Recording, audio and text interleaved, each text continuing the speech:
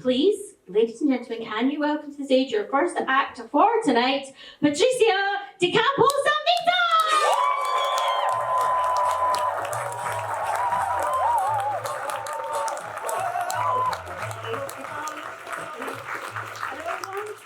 Hello, my name is Patrizia Di Campli and Vito, or if you're British, Paddy. And I'm a postdoc in computing science, more precisely in human-computer interaction, where we look at how people use computing systems. So that means, to the utter horror of our colleagues, we actually run experiments with people. So if you're in the computing science building and you bump into some poor lost souls desperately trying to find their way out, chances are high we lure them in for one of our experiments, and then we deem them unworthy of being shown the way out. So doing research with people also needs a bit more effort, because we have to send our research plan to the ethics committee to get approval for every single user study we do. So they go through our plans, and then they try to decide if there's any discomfort or risk to the participants, and what we do to kind of minimize those. But it's totally worth it, because working with people is the most interesting part of our work, and the most frustrating one, of course. So during my master's back in Germany, I was doing some work on spoken dialogue systems. So basically about having a conversation with a computer. So mind you, that was more than 10 years ago. So computers were really not good with understanding speech at all, even if you were not a Scottish person trapped in an elevator, right? So actually at that time, I was building a dialogue for a bus system that you could call to get like a bus connection. And I had to tell the system exactly what to listen out for. So basically the exact phrasing of what it should understand. And I was really trying to think of everything, like any way you can ask for a bus connection. I was like, okay, I want to leave from and get to, I want to arrive at, I want to depart from, all of these things I put into the system. Obviously in English, because systems back then could not deal with how complicated the German language is. So put everything I could think of. System up and running, yes, finally ready for my user study. So I get the first participant in. Thank you so much for participating. As your first task, I would need you to call the bus system and ask for a connection from the train station to the airport, okay? Okay. My name is Michael Müller and I want to drive a bus.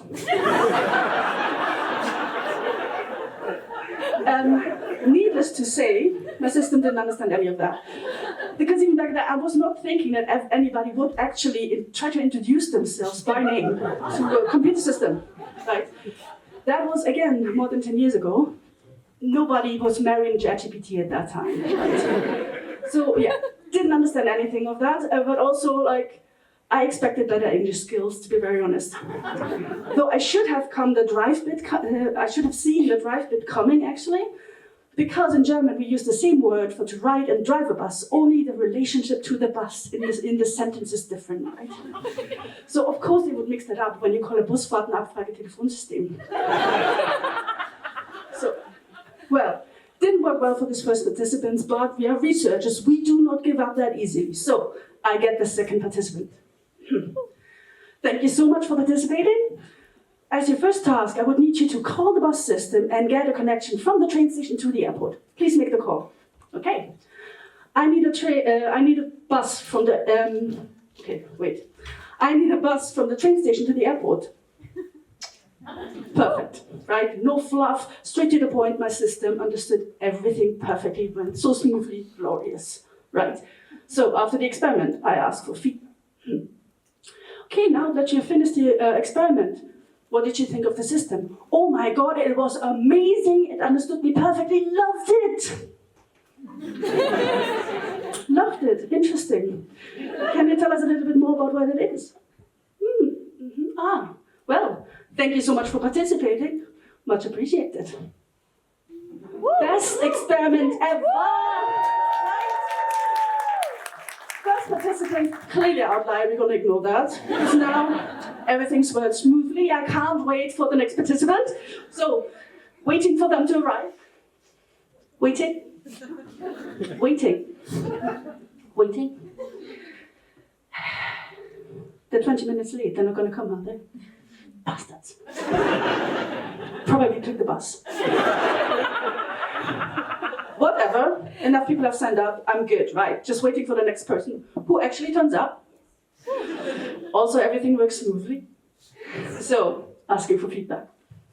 Okay, now that you've finished the experiment, what did you think of the system? It's crap. Crap, interesting.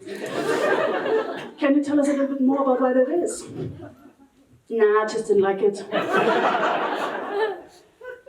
Well, thank you so much for participating, for all this actionable and constructive feedback. Much appreciated. At least it turned up right.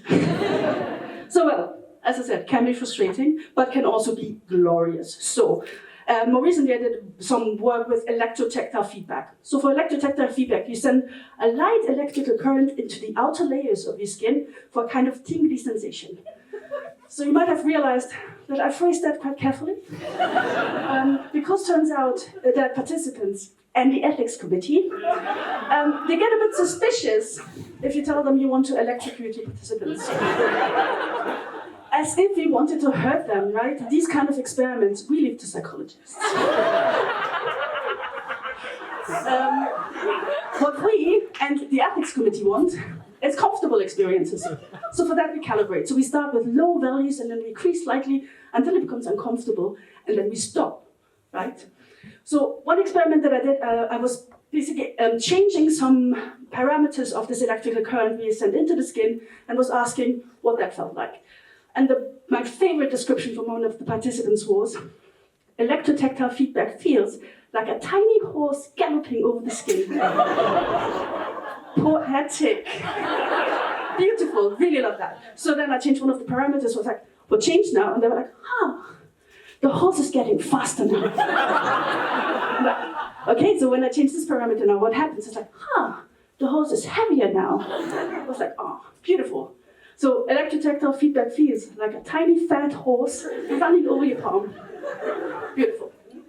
Another participant kind of mixed senses. So they said electrotactile feedback feels like TV static looks.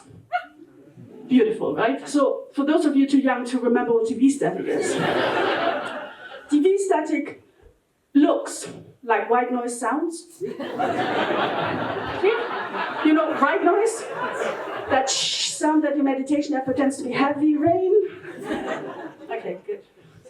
Another participant said, electrotactile feedback feels like needles stabbing into their palm. So to me, that doesn't sound comfortable. So I double check.